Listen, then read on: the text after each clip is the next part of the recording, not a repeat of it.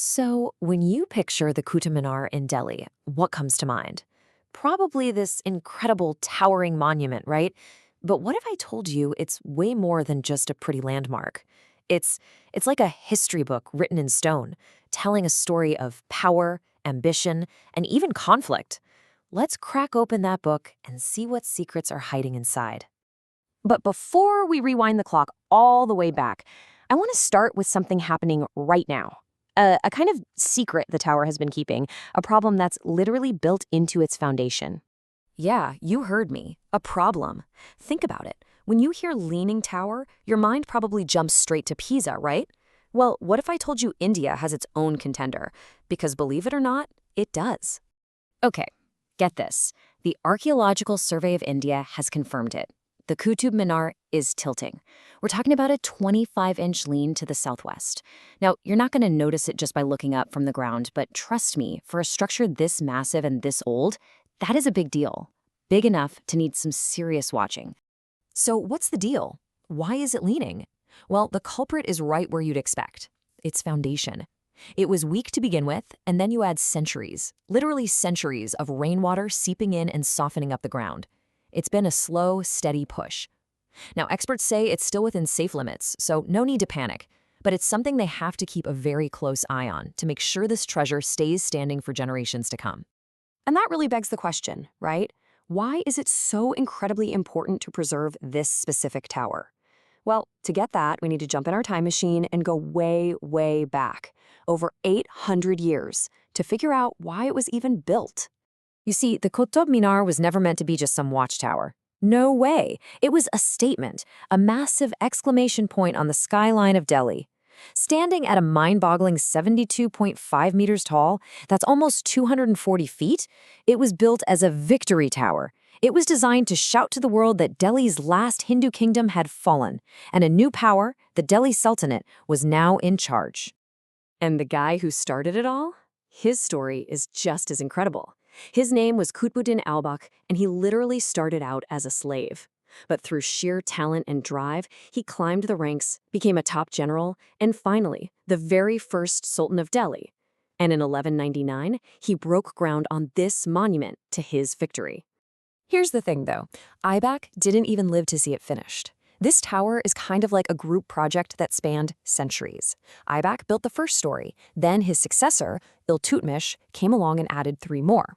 Later, lightning struck the top, so another ruler, Firoz Shah Tughlaq, fixed it up and added the 5th and final level. Heck, even the British Army did repairs on it in the 1800s. It's literally a timeline of Delhi's history, stacked one layer on top of the other. All right, so now let's zoom in. I mean, really zoom in. Because this is where the tower truly tells its secrets, not in its height, but in the details carved right into its skin. From a distance, it's all about the scale, right? You're just blown away by how tall it is. But as you walk up to it, a whole different experience unfolds. You realize the entire surface is alive with these unbelievably intricate carvings and ancient writing. And you can literally see the history in the materials. See those first 3 stories? They're made of that classic deep red sandstone. But then, look up.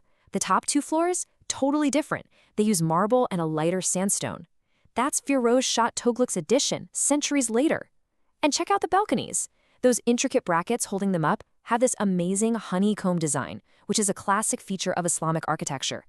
And wrapped around the tower, you've got these incredible bands of beautiful, flowing calligraphy.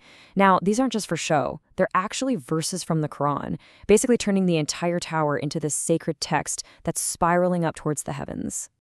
I mean, the level of artistry here is just off the charts. The craftsmen used a bunch of different styles of Arabic writing. You've got this blocky, almost geometric style called Kufic, and then you have these more elegant, sweeping scripts too. It was a masterclass in skill, a total showcase of the best artisans of that time.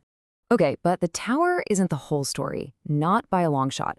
We need to zoom back out because it's actually the centerpiece of this huge, sprawling complex filled with other ruins and monuments, and each one has a wild story of its own. So, right there at the base of the Minar is the Quwwat-ul-Islam Mosque, which was the very first mosque ever built in Delhi.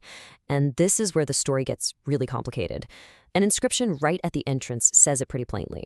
The mosque was built using columns and stones taken from 27 Hindu and Jain temples that were demolished. Now, this was a common practice back then. Reusing materials from conquered sites was a way to symbolize a shift in power. If you look closely at the pillars today, you can still see some of the original Hindu carvings. Okay, get ready for one of the coolest parts of the whole complex.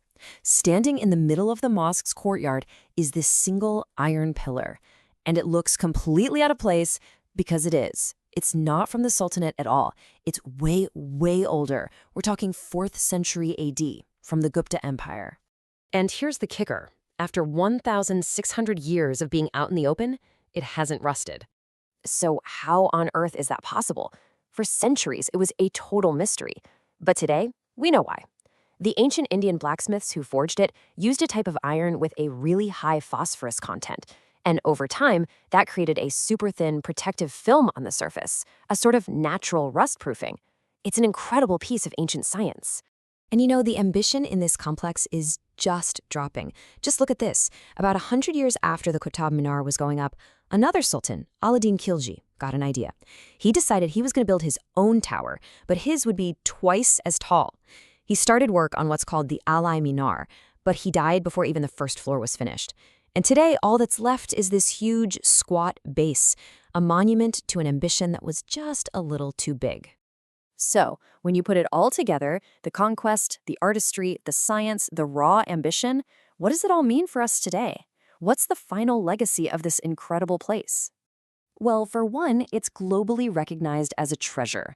In 1993, the whole complex was named a UNESCO World Heritage Site. That's a huge deal. It means it's considered so important that its story belongs to all of us, to the entire world. And let's just go back to the numbers for a second, because they're amazing. This thing is 72.5 meters high. That's nearly 24 stories. It's over 14 meters wide at the bottom, but tapers all the way up to less than 3 meters at the top. Think about the engineering it took to build that. In the 12th century, it's just staggering. It's funny how things change, What started its life as a pretty brutal symbol of conquest and power has, over 800 years, transformed. Today, we see it as a beautiful, treasured piece of our shared history, something to be protected and admired. And that's really what we're left with. The Qutub Minar isn't just one simple story. It's a messy, complicated one. It's a story of destruction and incredible creation, of artistic genius and overwhelming ambition. It kind of forces us to look at our own history with all its amazing and uncomfortable parts. And it leaves us with a question. What stories are our monuments today telling? And what kind of legacy are we building for the people who come after us?